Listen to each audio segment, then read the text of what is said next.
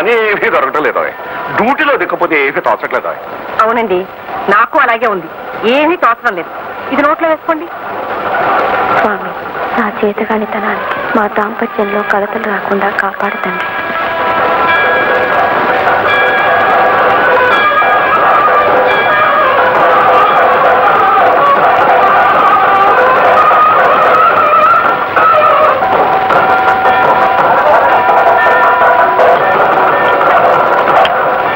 ఏమండి, చూసారా?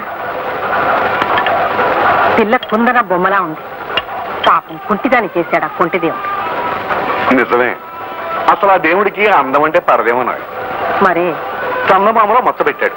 మరే మొగల పువ్వు చుట్టూ ముళ్ళు పెట్టాడు. మరే తయారు ముగ్గు మీద చుక్క పెట్టాడు. మరే చాలండి.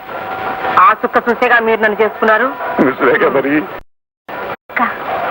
నేను ఒక విషయం అడుగుతాను, ఏమీ అనుకోకే. ఏమిటమ్మా? 4 రోజులైంది నేను వచ్చి. నువ్వు బాగా మాట్లాడుకోవడం చూడలేదు. ఏమన్నా పోట్లాడేవా? ఆయన మాట్లాడితేనే చాలని ఎదురు చూస్తున్నదాన్ని పోట్లాడతానా? తన అభిరుచికి తగ్గట్టు నడుచుకోలేకపోయానని నా మీద కోపం ఆయనకి. గౌరీ, భగవంతుడు ఎన్నో పరీక్షలు పెడతాడు. తట్టుకుని నిలబడగలిగిన వాళ్ళే మనుషులమ్మా. ఏమోనక్క, నీ స్థితి చూస్తుంటే నాకు ఏడుపు వస్తుంది. సర్లే, ఆలస్యమైంది, ఇంటికి వెళ్దాం పద.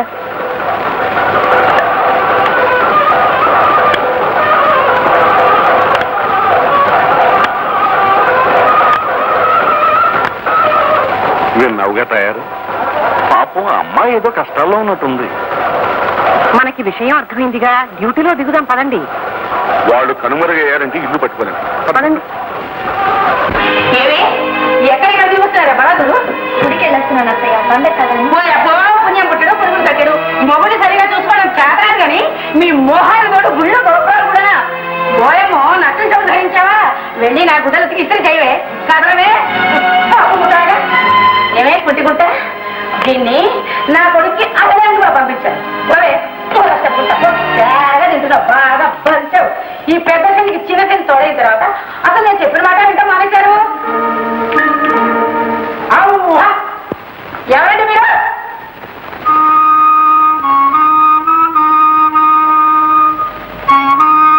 రామా, మిమ్మల్ని నిలబడ్డాలా?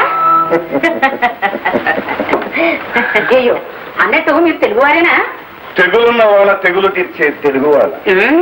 దిగులున్న వాళ్ళ దిగులు తీర్చే తెగు ఉన్న వాళ్ళు. ఆహా, అయితే గొప్పవారే. ఇంతకీ ఎవరండి మీరు?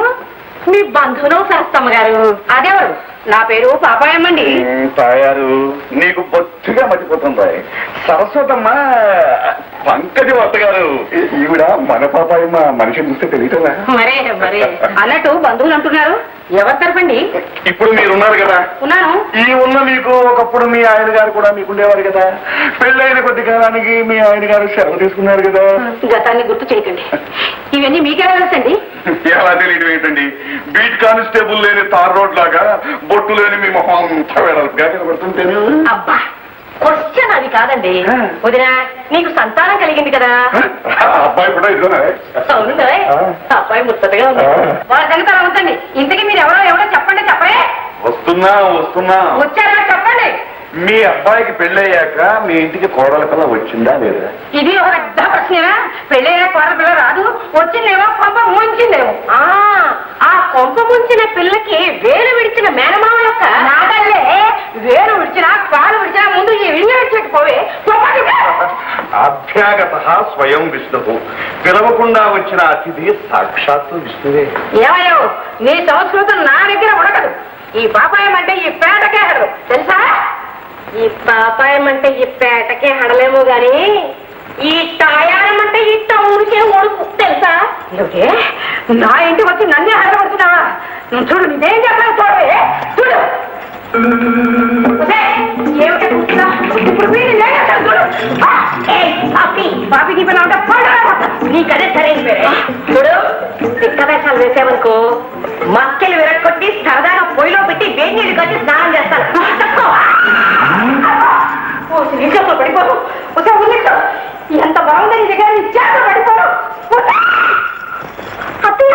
అయ్యో,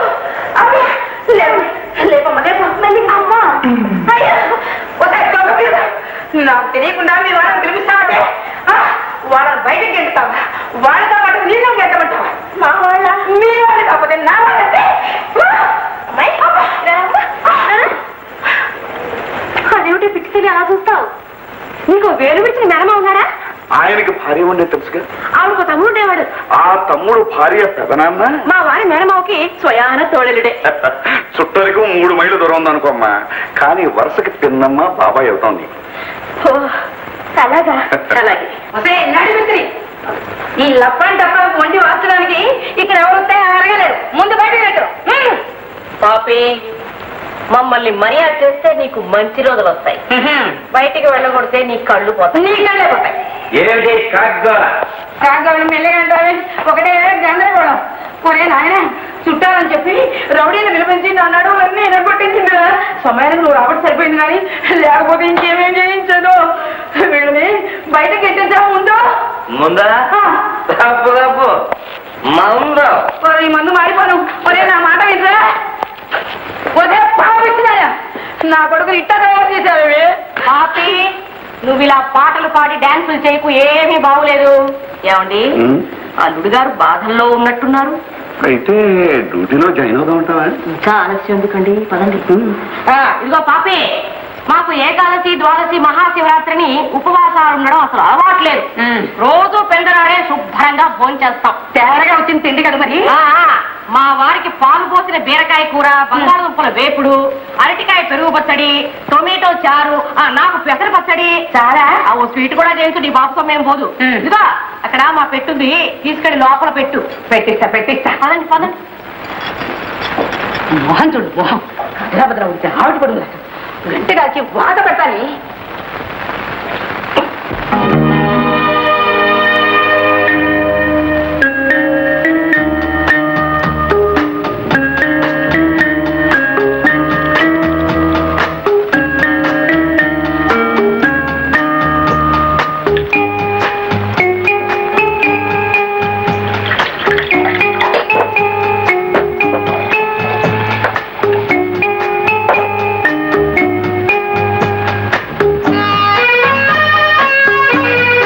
అల్లుడు గారు, అమృతం. Brandy plus soda is equal to బ్రతుకు మైనస్ బాధ అని ఒక థీరీ ఉంది. అందుకని గప్చిప్గా కొట్టేను ఆయన. ఎవరు మీరు? ఇప్పుడే చుట్టరికని చెప్పి గ్లాసుడు మజ్జిగ తాగొస్తున్నాం. హాలోనైనా నీకు అత్తమానం అనుకోనైనా అది చాలు. ప్రశాంతిమయంగా ఉండవలసిన ఈ ఇల్లు అశాంతిమయంగా ఉందని తెలుసుకున్నాను. ఈ కలతలకి కారణం మా అమ్మాయో మీ అమ్మో తెలుసుకుందామని నీ దగ్గరికి వచ్చావు నాయనా. మీ అమ్మాయిదే. ఈ కొంపిల తగలడానికి కారణం ముమ్మాడిగా రాక్షసులే. రాక్షసని పాపం ముద్దు పేరు పెట్టుకున్నట్టున్నాడు. ఏం చేసింది నాయనా సదరు రాక్షసి? ఏమి చేయలేకపోయి, నా మనసుకి నచ్చిన విధంగా ప్రవర్తించలేకపోయింది. కొత్త బట్టలు కట్టుకొని నాతో పాటు బయటికి రమ్మంటే ఇంట్లోనే పడి పేడ చాట్లకి చస్తానండి. చావమనండి. అంత ఘోరం చేసిందా? నా అభిరుచికి విరుద్ధమైన భార్య దొరికింది. అది నా కర్మ. క్వశ్చన్ అది కాదు నాయన. తప్పు ఎవరిదంటావా? నిస్సందేహంగా మన అమ్మాయిదేనండి. పాప అల్లుడు గారు ఏమన్నారు? నవనాగరికంగా ఉండమన్నారు. ఇందులో తప్పే ఉందండి. అలా గడ్డి పెట్టండి ఆ జిడ్డు మొహాన్ని. అందుకేగానైనా మేము వచ్చింది. 24 గంటల్లో ఆ జిడ్డు మొహానికి మోపులు మోపులు గడ్డి తినిపించి నువ్వు కోరుకున్న విధంగా తయారు చేసి నీ కళ ముందు ఉంచుతాం. నీ మాటలు నమ్మచ్చా? నువ్వే చూస్తావుగా. మేము డ్యూటీలో దిగిన తర్వాత విజయమే గాని అపజయం లేదు. మందు చాలా ఇంకొంచెం పడతావా నైనా? ఓకే.